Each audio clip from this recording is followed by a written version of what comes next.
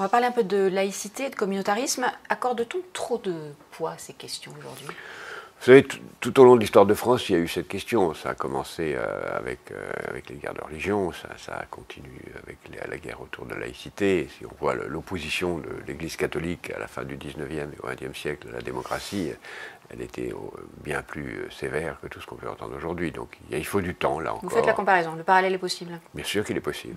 Regardez ce que disait l'Église catholique à la fin du 19e et au début du 20e siècle. Sur le port de la soutane, sur la démocratie, sur la laïcité. Et on n'entend pas des choses aussi dures aujourd'hui venant des opposants, même si il faut les combattre.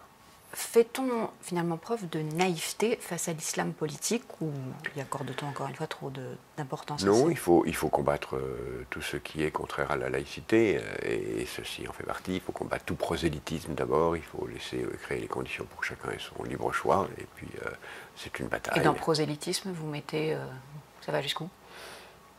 Ça Débat sur le voile. Moi je ne suis pas contre le port du foulard.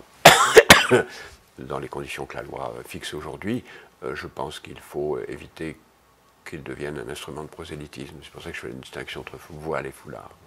On s'est focalisé effectivement sur les mères accompagnatrices scolaires. La loi le permet, ça ne me gêne pas. Ça ne vous gêne pas. Les listes communautaires, c'est un faux débat ou ?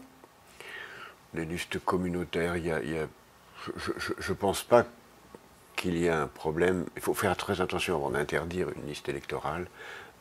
Si elle respecte la Constitution et la loi, je ne vois pas pourquoi on l'interdirait.